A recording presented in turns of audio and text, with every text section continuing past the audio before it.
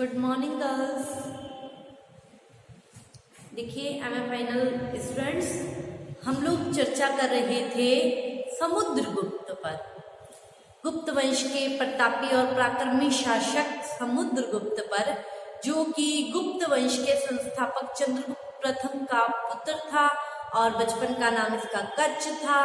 और इसने ही अपने प्रताप से गुप्त साम्राज्य का विस्तार किया और संपूर्ण भारत को एक छत्र छाया में लिया। तो हम लोगों ने इस कड़ी में समुद्रगुप्त की विजयों के बारे में पढ़ा। इसने सबसे पहले आर्यवर्त पर प्रथम आक्रमण किया, पाटलिपुत्र को जीता, दक्षिण भारत को जीता, आर्यवर्त पर फिर द्वितीय आक्रमण करके आर्यवर्त के 9 राजाओं को अपनी अधीनता स्वीकार करवाई, 8 विघ्नरेशों को जीता। ठीक है, 8 विघ्नरेशों को जीतने के पश्चात इसकी धाक इतनी जम गई कि सीमा के प्रदेशों ने इसकी अधीनता स्वीकार कर ली।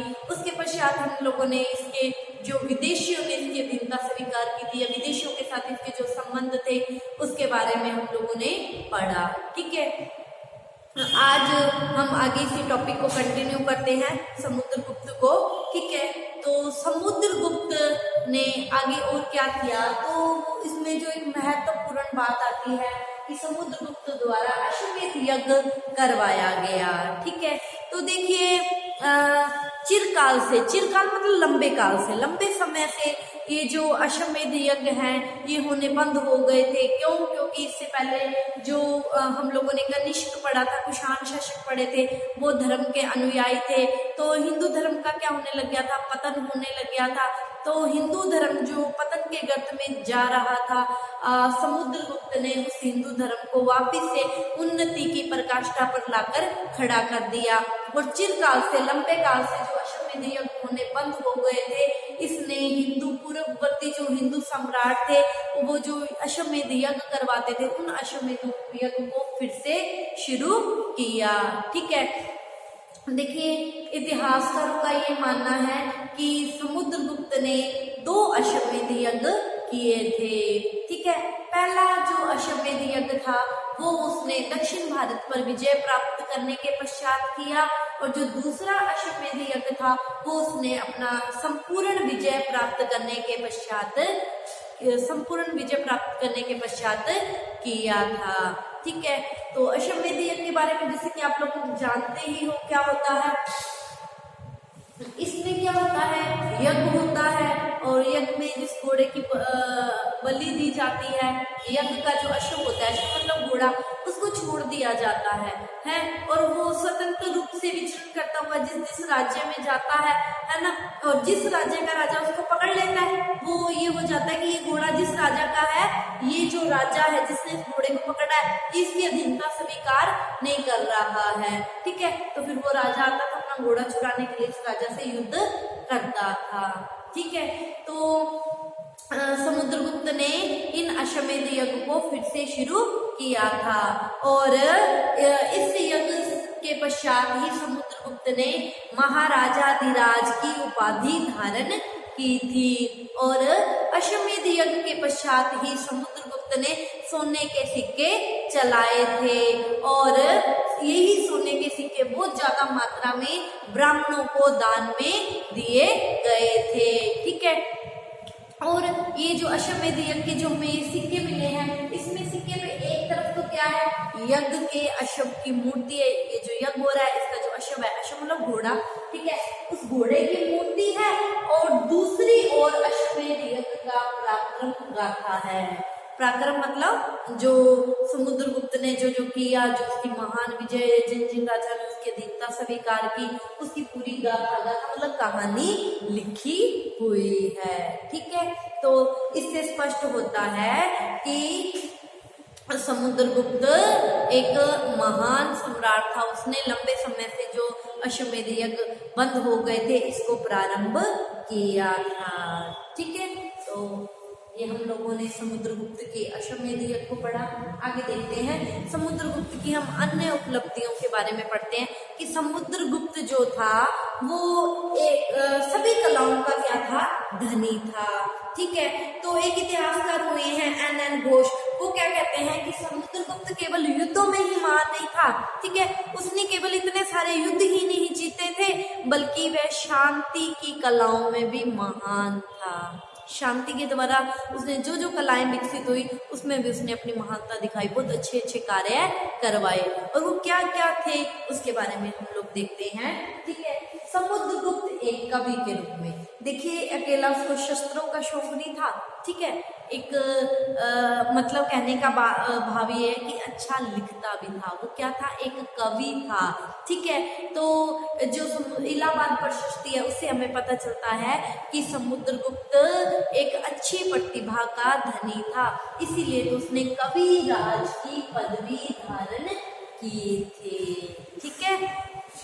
तो इससे स्पष्ट होता है कि उसने बहुत सारी कविताओं की रचना की होगी, न केवल अस्त्र शस्त्रों में महान था बल्कि कविताओं की भी रचना की थी, ठीक है। आगे देखिए, संगीत कला के अगर क्षेत्र की हम बात करते हैं तो समुद्रगुप्त के काल में कला के क्षेत्र की अगर हम बात करते हैं तो संगीत कला में समुद्रगुप्त की असाधारण रुचि थी, ठीक है। देखिए कैसे पता चला कि समुद्रगुप्त की संगीत कला में रुचि थी। देखिए समुद्रगुप्त की हमें अनेक मुद्राएं मिली हैं, जिस इन मुद्राओं पर क्या है, गद्दी पर बैठ के उसको वीणा बजाते हुए दिखाया गया, वो खुद वीणा बजा रहा है, वीणा बजा रहा है, इसका मतलब संगीत में रुचि है, तभी उसने उसको सीखा वीणा को, ठीक है, फिर उसने बजाई, ठीक है। तो इससे स्पष्ट होता है ये जो मुद्राएं मिली हैं जिसपे से गद्दी पर बैठे वीणा बजाते हुए चित्रित किया हुआ है, जिससे पता चलता है कि अवश्य ही एक महान संगीतकार था, ठीक है। कई बार छोटा क्वेश्चन पूछ लिया जाता है कि किस राजा को वीणा बजाते हुए चित्रित किया गया है, तो समुद्रगुप्त ये वो राजा थे, ठीक है। इसके अलावा विद्वानों का भी संरक्षक था, ठीक है। तो कहने का भाव है कि खुद तो उच्च कोटि का विद्वान कवि था, ठीक है, कवि था, तो इसको पता था कि कलाओं का मुझे विकास करना है, कलाओं का विकास करना है, तो इसने अपने यहाँ बहुत सारे विद्वानों को आश्रय दिया था। क्यों? क्योंकि इसकी साहित्य के प्रति अगाध रुचि थी, ठीक है, और अपनी उसी रुचि को ये कार्य में परिणत करना चाहता था, तो इसने अपने यहाँ बहुत सारे विद्वानों को संरक्षण दिया था, ठीक है। अब हम बात करते हैं सिक्कों की। देखिए समुद्रगुप्त के काल में अगर हम सिक्कों की बात करते हैं तो मुद्रा या सिक्के, मुद्रा के क्षेत्र में भी विशेष उन्नति हुई थी, ठीक है। तो इसने बहुत सारी मात्रा में सोने के सिक्के जारी करवाए थे, ठीक है। और ये जो इसने सिक्के जारी करवाए थे, ये सिक्के क्या थे, पूर्णतः भारतीय सिक्के थे, और इन सिक्कों पर दुर्गा, लक्ष्मी, गंगा, मतलब भारतीय देवियों के चित्र अंकित हैं, ठीक है। इसके अलावा कई मुद्राओं पर विष्णु और गरुड़ को चित्रित किया गया है, या विष्णु और गरुड़ के चित्र मिलते हैं, जिससे ये स्पष्ट होता है कि समुद्रगुप्त वैष्णव धर्म का उपासक था, या वैष्णव धर्म को मानने वाला था। हिंदू धर्म की शाखा थी, शैव और वैष्णव थे ना, तो इसमें ये वैष्णव धर्म का अनुयायी था, विष्णु को मानने वाला था, ठीक है। अब हम समुद्रगुप्त के धर्म की बात करते हैं, तो समुद्रगुप्त के धर्म की बात करते हैं तो पता चलता है कि इसने भी जो प्राचीन काल के सम्राट थे अश्वमेध यज्ञ करवाते थे, तो इसने भी प्राचीन काल के सम्राटों की भांति अश्वमेध यज्ञ किया। उससे स्पष्ट होता है कि ये क्या था, हिंदू धर्म का अनुयायी था, ठीक है, हिंदू धर्म का अनुयायी था, ब्राह्मणों को खूब दान दिया था अश्वमेध यज्ञ के समय, ठीक है।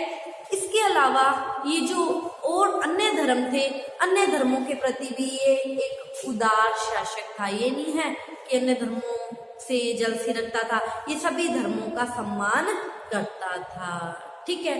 अतः हम निष्कर्ष के तौर पर कह सकते हैं कि समुद्रगुप्त एक महान प्रतिभा का महान धनी व्यक्ति था, और इसने भारतीय इतिहास में एक नए युग की नींव रखी थी, ठीक है। तो ये हम लोगों ने आज की क्लास में समुद्रगुप्त के अन्य उपलब्धियों के बारे में पढ़ा। आज ये समुद्रगुप्त हमारा टॉपिक यहीं खत्म होता है। आज की क्लास के लिए इतना ही। आप इसका स्क्रीनशॉट ले लीजिए। कल नई क्लास में नए टॉपिक के साथ मिलते हैं। Thank you all of you.